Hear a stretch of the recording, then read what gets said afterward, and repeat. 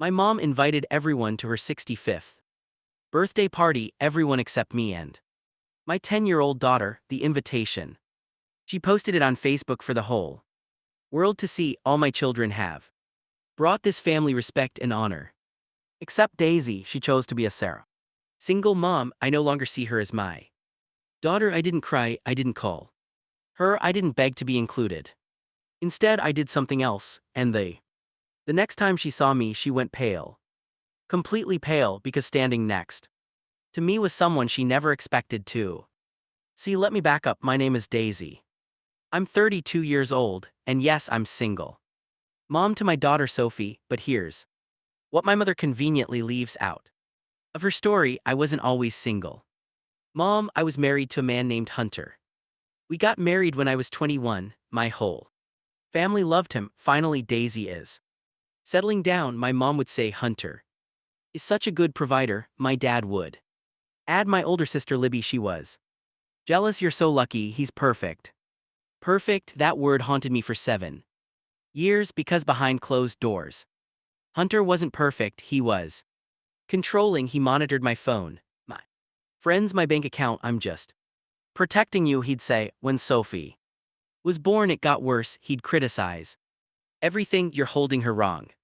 You're feeding her too much. Why is she crying? What did you do? I felt like I was drowning, but my family, they saw none of it. Derek worked so hard for you, mom would say. You should be more grateful, Libby would add. When Sophie was 3, I found messages on Derek's phone. He'd been cheating on me for 2 years with multiple women. When I confronted him, he didn't deny it. Maybe if you were more interesting, I wouldn't have to look elsewhere, he said. That night, I packed 2 suitcases, one for me, one for Sophie, and I left. I thought my family would support me. I was wrong. You're leaving him, my mother shrieked over the phone over some messages. He cheated on me, mom, multiple times. Marriage is about forgiveness, Daisy, you don't just quit. My dad was worse. What will people think? Our daughter divorced with a child. I have a name, Dad. Sophie, your granddaughter. Don't be dramatic, he said. Go back home, work it out. But I couldn't go back. I wouldn't.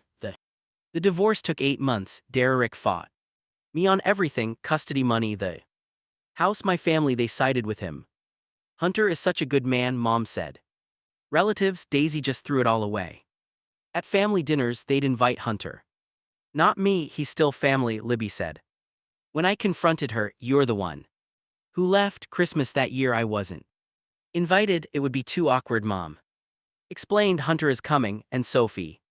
I asked your granddaughter. Well, she can come if she wants, but you should probably stay home. I was being erased, Sarah, systematically, and then came the Facebook post 3 months ago. I was scrolling through Facebook when I saw it, a long post from my mother with a beautiful photo of her professionally taken, hair done, makeup perfect. The caption made my stomach drop. I'm turning 65 next month. I want to celebrate with the people who matter most. My children have made me so proud. Then came the list: Libby, successful lawyer, married to a wonderful man, mother of 2 beautiful boys. She's brought honor to this family. Marcus, doctor, engaged to a lovely woman, already talking about giving me more grandchildren. I couldn't be prouder. And then, except Daisy, she chose to be.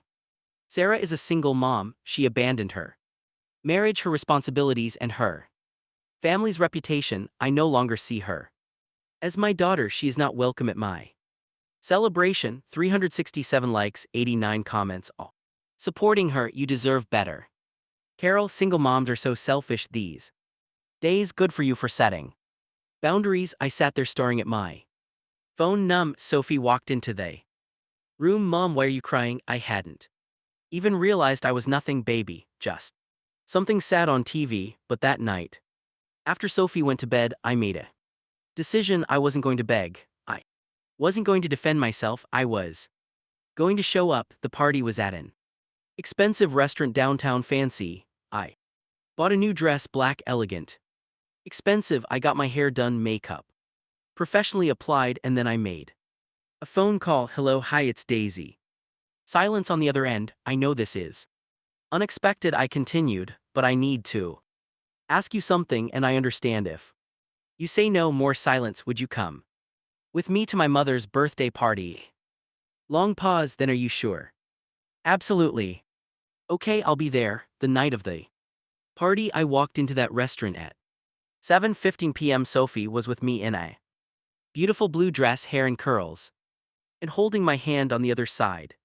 Derek's ex-wife, his first ex-wife. The one he'd been married to before me. The one my family never knew existed. Her name was Amanda, and she had a story to tell. We walked into that private dining room, every head turned. My mother's jaw literally dropped. Daisy. She said, "What are you doing here? You weren't invited." "I know," I said calmly. "But I thought you might want to meet someone." I gestured to Amanda. "This is Amanda, Hunter's first wife, the one he was married to for 4 years before he met me." My mother blinked. "First wife, yes," Amanda said, stepping forward. "He cheated on me too, with 7 different women. One of them was Daisy." The room went silent. "Wait," Libby said. "Hunter was married before." "Oh yes," Amanda continued, "and here's the interesting part. He told me the exact same things. He told Daisy that I wasn't interesting enough, that I was too needy, that I should be grateful he stayed." My father's face was turning red, "And when I left him," Amanda said, "his family blamed me just like you blamed Daisy. They called me selfish and dramatic," said I was throwing away a good man." Amanda pulled out her phone. "I have court documents, proof of his infidelity, medical records from when he pushed me down the stairs and I broke my wrist." She placed her phone on the table. "Screenshots, documents, everything." "Derek isn't a good man," Amanda said quietly. "He's an abuser and a serial cheater, and you all enabled him." My mother looked like she might faint. But he seemed so perfect," I finished. "Yeah, he's good at that." The room erupted. Libby was crying. "Why didn't you tell us?" I tried. I said, "You didn't listen." My dad couldn't look at me. "I didn't know. You didn't want to." "No," I corrected, "because it was easier to blame me than admit you were wrong." My mother was shaking. "Daisy, I don't," I said. "Don't apologize now. You publicly disowned me, called me Sarah, said I wasn't your daughter in front of 367 people." I was angry. "You were embarrassed," I said. "You cared more about what people thought than about your own daughter, your own granddaughter." I looked at Sophie. She was holding my hand so tight. "Sophie is 10 years old," I said, "and she's never been invited to a single family holiday. Never received a birthday card from you. Never been called by her grandmother." My mother's eyes filled with tears. "I'm so sorry. I don't want your apology," I said. "I want you to understand something. Being a single mom isn't shameful. Walking away from abuse isn't weakness, and protecting my daughter is the best decision I ever made." I turned to leave. "Daisy, wait." "Goodbye, Mom. Enjoy your party." Sophie, Amanda and I walked out together. As the door closed behind us, Sophie looked up at me. "Mom, are you okay?" I smiled a real smile. "Yeah, baby, I'm perfect." My mother called 47 times that night. I didn't answer. She posted an apology on Facebook the next day, long, emotional, public. I didn't respond because here's what I learned: some people will only respect you when you stop needing their approval. My family chose a charming abuser over their own daughter, and when the truth came out, they wanted forgiveness, but forgiveness isn't mandatory. Neither is letting toxic people back into your life. So tell me, did I go too far or not far enough? Should I have accepted her apology, or was I right to walk away? Let me know in the comments, and if you think I made the right choice, hit that subscribe button, because protecting yourself and your child, that's not being lonely. That's being strong.